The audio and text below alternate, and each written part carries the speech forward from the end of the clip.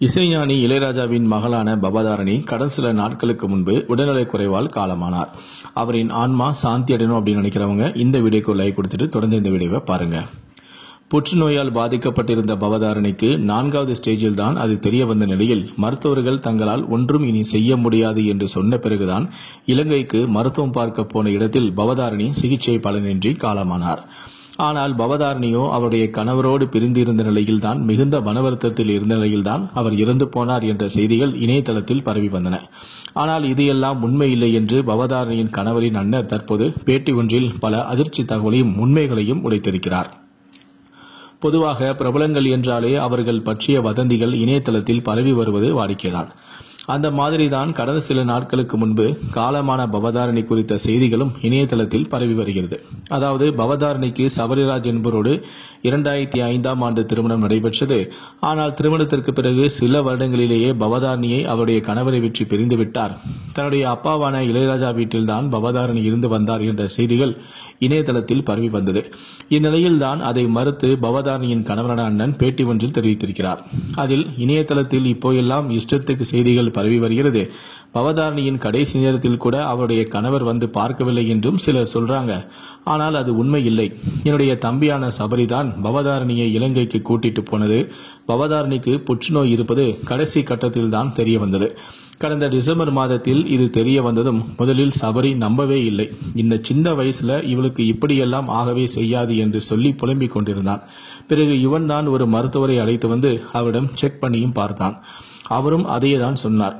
அதோடு 3 அல்லது 6 மாதங்களுக்குள் எல்லாம் முடிந்துவிடும், அதற்கு மேலே தாங்க மாட்டார் என்று சொல்லிவிட்டார்.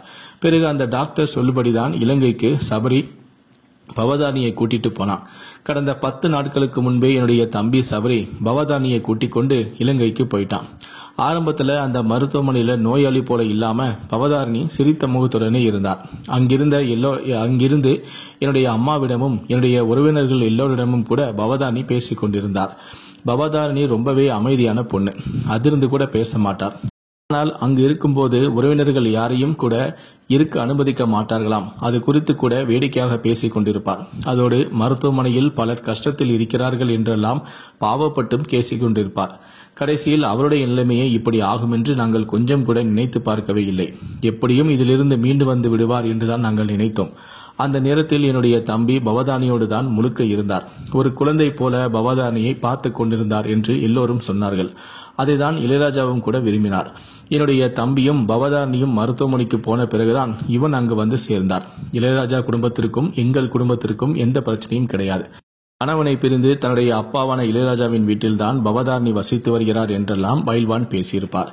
சிலர் தங்களுக்கு வருமானம் வர வேண்டும் என்பதற்காக கண்டதையெல்லாம் பேசிக் கொண்டிருக்கிறார்கள். சபரிக்கும் பவதாரணிக்கும் ஆரம்பத்தில் சின்ன சின்ன பிரச்சனைகள் வந்தது என்பதெல்லாம் உண்மைதான். பவதாரணிக்கு திருமணமாகும் போது 21 வயது தான். அந்த வயதில் ரொம்பவும் மெச்சூர் ஆகாமல் இருந்ததாலேயே என்னவோ அவருக்கும் அவருடைய கணவருக்கும் சின்ன சின்ன பிரச்சனைகள் வந்தது. ஆனால் அதன் பிறகு பவதாரணிக்கு பொறுப்புகள் வந்த பிறகு தன்னுடைய கணவன் மனைவி இருவருமே நன்றாக புரிந்து கொண்டனர். அதுபோல சபரியும் பவதாரணி மீது அதிகமாக பாசமும் வைத்திருந்தார். கொரோனா காலத்தில் சபரிக்கு கொரோனா தொற்று ஏற்பட்ட சமயத்தில் கூட பவதாரணி தான் முழுமையாக சபரியை பார்த்து கொண்டார். அதுபோல பவதாரணிக்காக பல நிகழ்ச்சிகளையும் சபரி ஏற்பாடு செய்து கொடுத்திருக்கிறார்.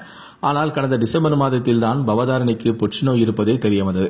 அந்த நேரத்தில் சபரி அதிகமாக உடைந்து போயிட்டார். பிறகு இவன் ஆலோசனைப்படி ஒரு டாக்டரிடம் பேசி அவர் சொன்னதால் இலங்கைக்கு மருத்துவம் பார்க்க கூட்டிட்டு போயிருந்தார். அங்கு கூட பவதாரணி சபரியிடம் எனக்காக ஒரு நிகழ்ச்சி ஏற்பாடு பண்ணி தாங்க என்னும் எனக்கு பாடணும் போல இருக்கு என்றும் சொல்லியிருக்கிறார்.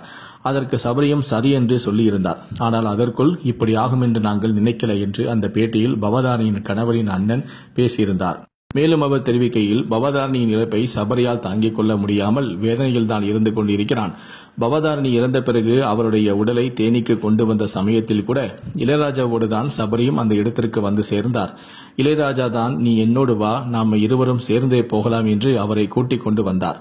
அந்த இடத்திலும் சபரி முழுக்க அழுது கொண்டுதான் இருந்தார் என்று கண் கலங்க சபரியின் அண்ணன் அந்த பேட்டியில் பல தகவலை பேசியிருக்கிறார். தற்போது இவருடைய பேட்டிதான் சமூக ஊடகங்களில் வைரலாக பகிரப்பட்டு வருகிறது. இதை பற்றி உங்களுடைய கருத்துக்களை கீழே இருக்கக்கூடிய கமெண்ட் செக்ஷன்ல மறக்காம சொல்லுங்க. நன்றி, வணக்கம்.